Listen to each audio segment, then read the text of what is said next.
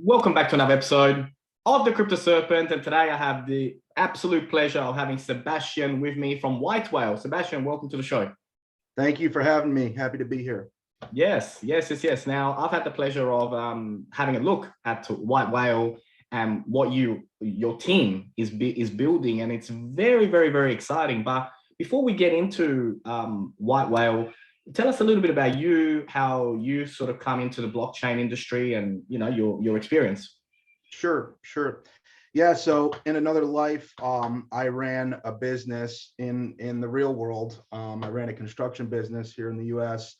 For about 10 years, but have always been a big fan of crypto. Got really into crypto in 2017. I was actually a YouTuber. I had a YouTube channel in the 17-18 bull run, so I had some fun with that. I enjoyed it, but then I transitioned over to kind of the development end and the building end of the industry. I got into Terra Luna about a year ago, a little over a year ago, maybe November, December last year. It's trading under $1, right? Now it's, it just a few weeks ago it ticked 100. But saw Terra, really liked it, got it, went all in pretty much, and then got really plugged into the Luna community, the Terra community. And then I had this idea about an arbitrage platform, to build an arbitrage platform that democratized and decentralized the enforcement of the peg. And I tweeted it out one day. It was actually after the May crash. I tweeted this idea out, and I got so much support. I got overwhelming support from the community, and Terra, TFL. They reached out. They said, we want you to build this. I had devs reaching out to me saying, hey, we want to help with this. So really it started with a tweet. It just started with a tweet, and then it kind of went from there. So that's kind of how we got here. I love that, because you obviously saw that there was an opportunity, and we all remember the May crash, and that sort of came. I mean, we could see it coming, but I love when a community gets involved, and you already know that the product is going to have reasonable success already.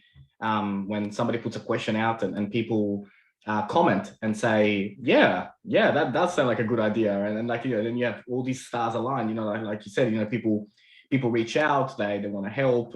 So that's really, really cool. And so where is White Whale at right now? So obviously you had that idea in May, but already there's a lot of progress. Yeah. So quick overview of our journey so far. So that tweet was after May. It was probably in June.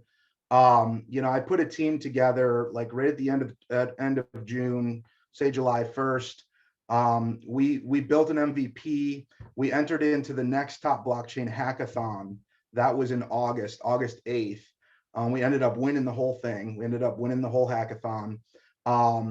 Then we sort of finished developing the rest of the product up until the fall. Currently, we're undergoing 2 audits. So we have an audit from CertiK. They're a top tier auditor, and then another one from Oak Security, used to be Kryptonics. So 2 very high quality auditors. We're taking security very seriously, right? We probably could have launched our vaults, a month ago, but we wanted to do the audits. We wanted to make sure everything's secure. So those should be wrapping up within the next couple weeks. Once they wrap up, typically there's usually some bugs, and some things to tweak, and then we'll be able to launch our vaults live. So currently we have our platform. It is live, right? It's app.whitewhale.money. Our token's live. We just launched our governance today, so you could stake to our governance, and I think it's earned like 22%, something like that. But the actual vaults, the actual product, will be going live with the V1, I would say, in the next few weeks. So that's where we're at. Yeah, no, that's amazing. That's amazing, and it's that is quite the timeline. And look, it's one of those things when when you're launching a project and you have all the right morals, like you said, 2 big certifications, CertiK, it's like right up there. from that point of view. And so what are some of the, for the listeners, right? Because obviously, we're going to put the website link and, I'm going to make sure that they're able to go and check it out. But what are some of the main features that, you think are really unique to this particular project?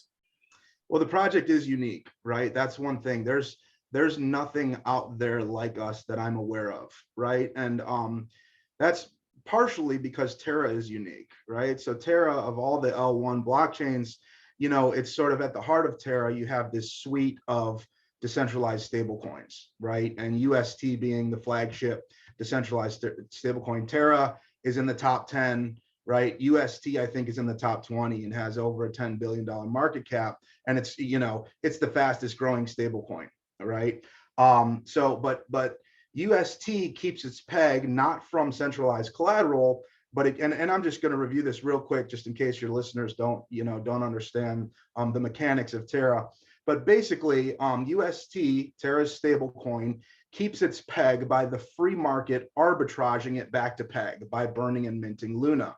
It's called seigniorage, right? So instead of it being backed by dollars in a bank account, UST is backed by arbitrage. And it's backed by the incentive to arbitrage and to burn and mint Luna to control the monetary supply and to control the peg of UST, right? So that's kind of at the heart of Terra Luna, and it's a very powerful value capture. The way Luna is designed, it has a very powerful value capture because as the market cap of UST grows, as there's more demand for UST, you need to burn Luna to mint UST. So Luna becomes more scarce and the value increases, right? That's why I think Luna is probably one of the best performers this year in all of crypto, right? So anyways, that's how it works. Currently, though, the situation is you only have a few centralized parties, and when I say centralized parties, I mean hedge funds, crypto funds, trading firms, right, that are actually doing the arbitrage and maintaining the UST peg, right? It's controlled in the hands of a few. It's centralized, for lack of a better word, right? So what White Whale, the idea and the ethos behind White Whale is we wanted to decentralize the enforcement of the peg. Okay, so we've taken arbitrage, right, which is something that's typically complex, right, requires bots, technical knowledge, lots of capital, right? It's limited to whales. It's a whales game, right? We've taken arbitrage and we've distilled it down to a very simple, very user-friendly process. So basically, all you have to do is you deposit UST into our UST Arb vault, and boom, you are arbitraging, and you not only are you helping keep the peg, but you're earning arbitrage profits, and you're earning a base yield from Anchor Protocol, which is 19.5% on your stablecoin, right? So, so that's basically what we've done. That's amazing. That is amazing. That is so cool. And like you said, it all came from just in May, you thought, why don't we do something like this? Yeah. I mean, I was sitting on the idea for a while. To be honest with you, it seemed obvious to me. It's like, hey, why isn't somebody building a platform? Like, I want to keep the peg. I want to earn arbitrage profits. Why isn't somebody building a platform where someone like me or just a regular retail user can participate in arbitrage and help secure the ecosystem? Yeah. I mean, the more I'm listening, the more I'm like, yeah, it does make sense. And and you went out there and built it.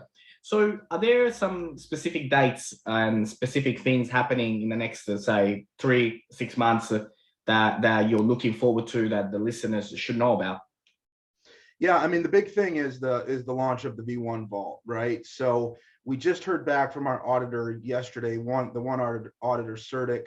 They expect to have the report done by the 20th, January 20th. So, we're talking less than 10 days away. Again, once we get the audit report, there's typically minor fixes. That's pretty standard. So there's a couple week process of kind of getting everything fine tuned.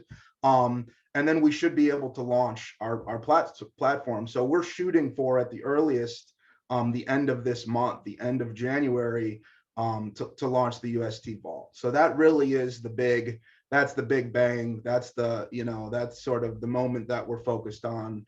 and what we're waiting for now.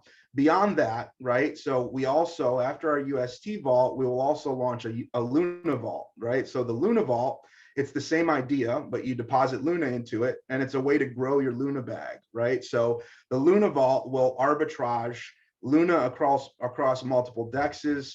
We will implement multiple arbitrage strategies into each of our asset vaults. Okay, so our arbitrage vaults are organized by single assets. So the first vault is the UST vault, right?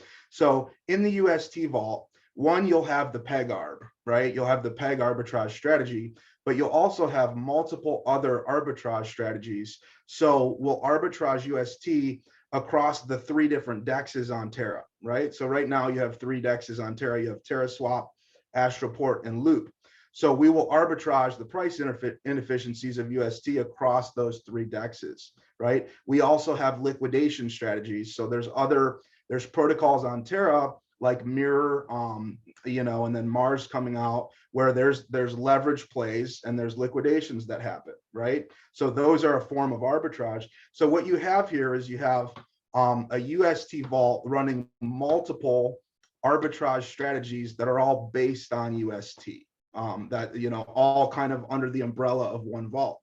So after the UST vault, we'll launch our Luna vault, which is the same idea, multiple arbitrage strategies, all based on Luna. And then we will go on to launch other vaults, other asset vaults within the Terra ecosystem. So you have Anchor, you have Mirror, you actually have 19 other stable coins on Terra. There's the Korean, the KRT, there's the Canadian dollar, there's the Thai baht. You have 19 other stable coins that all can be arbitraged, right? So there is plenty of room for growth as far as aggregating more arbitrage vaults. And then you got to think cross-chain possibilities, right? So then, currently right now, UST is being adopted very rapidly on other chains, right? Specifically on Cosmos, on Solana. You're starting to see it move on Thorchain, right? Specifically, in the IBC, right, in kind of the Cosmos universe, you're seeing this adoption of UST as the stable coin, right? So we could follow that, and we could do ARB strategies on Cosmos, on Solana, on Thorchain, right? So as far as the expansion and the roadmap, we're looking at a blue ocean of opportunity. That is awesome. Yeah, that is so exciting. So yeah, I mean, I'm thinking, I have a 3-year kind of plan in my head to fully build out the platform to where it needs to be. That's awesome. That's awesome. No, look, thank you so much. I think I think the listeners will find this very, very interesting, and thank you for letting me let them know about it. So before the version 1 even comes out. It's very, very exciting, and yes, Terra and its entire ecosystem is really, really, really good. And what you've done is you've you found the problem and you've built a solution for it.